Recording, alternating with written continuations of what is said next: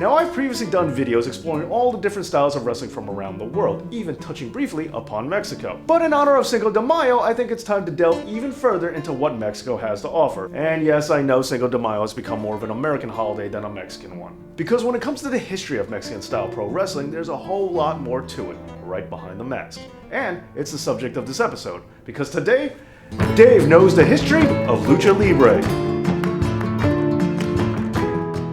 If you're gonna talk about the history of wrestling in Mexico, then you just have to bring up Enrique Ungartechea. You just have to. Technically speaking, he is the first professional Mexican wrestler. And in 1863, he developed his own style of wrestling that was based very heavily off of Greco-Roman style wrestling. However, this style really didn't have much of a following, and it has very little to do with Lucha Libre as we know it today. Nevertheless, you just have to bring them up. And we would have to wait to the early 1900s before we got to the next pivotal step in Mexican wrestling's origins, and it would happen at the hands of two Italian businessmen, Giovanni Wrestlovich and Antonio Fournier. The two began promoting bare-knuckle hand-to-hand brawls with a huge lack of regulation, which became pretty popular amidst the backdrop of the Mexican Revolution. So seeing the fact that combatants were free to do pretty much whatever they wanted, they decided to call this new form of combat free fighting, or Lucha Libre. Now, the next big step in Mexican wrestling's evolution, and the moment in which it would step out of the tide pool, came in the 1930s, thanks to a man known as the father of Lucha Libre, Salvador Lutherov Gonzalez. In 1929, Lutherov, an ex-military man, was living with his family in Ciudad Juarez, where he first was exposed to professional wrestling. He became a regular, attending matches at the famed Liberty Hall in El Paso, Texas. And right from the start, he was enamored at the characters and spectacle of professional wrestling, especially that of Greek wrestler Gus Pappas. But there was still one problem. Prior to 1933, most Mexican wrestling shows were actually controlled by non-Mexican promoters. This was especially true of American companies that were doing simple stopgap shows and still promoting their American stars over the local Mexican talent. Many felt that it was high time that Mexico got a big national promotion of its very own, and Lutherov was gonna be the one to give it to him. Lutherov then founded Empresa Mexicana de Lucha Libre, or EMLL, otherwise known as the Mexican Wrestling Enterprise, the first Mexican-owned national wrestling promotion. The EMLL originally wanted their birthplace to be the Arena Nacional, the biggest boxing arena in all of Mexico. However, their promoters turned them down. So instead, Lutherov booked the Arena Modelo, which was an abandoned stadium that needed some fixing up. After a lot of hard work, the EMLL held their very first event on September 21st, 1933, a date that would be considered by many as the official birth of Lucha Libre. Then in the following year, an American wrestler named Corbin Massey would officially change the face of Lucha Libre forever.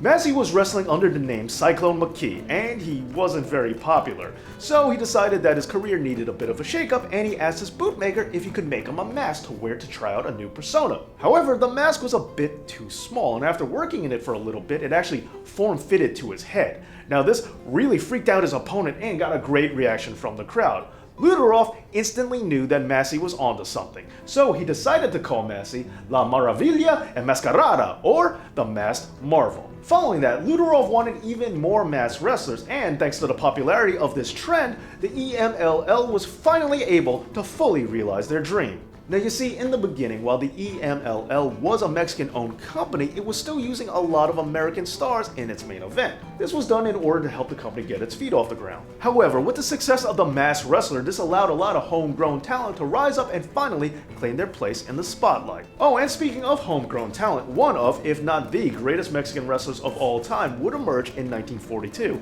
I'm talking about the silver-clad wrestler known as El Santo. El Santo's popularity spanned 4 decades, well beyond his retirement and well beyond the ring. In fact, he starred in over 50 films, and he starred as the character of El Santo. That's right, he went out of his way to make sure people wouldn't see him without his mask, even in private company. Now that is commitment to a gimmick. Now with the success of El Santo and other Mexican wrestlers, the EMLL eventually became so successful that the Arena Modelo became too small a venue. So going forward, Lutherov financed the construction of Arena Coliseo, the first arena in all of Mexico built specifically for professional wrestling, and the first sports building in Mexico to have built-in air conditioning. Fun fact. So less than a decade after their creation, the Mexican wrestling enterprise had become so successful that they were able to build their very own 8,800-seat arena in order to celebrate their official 10th anniversary show. But then by the early 1950s, the EMLL would need yet again another arena. The television age had begun, but the Arena Coliseo was not equipped to handle television broadcasts.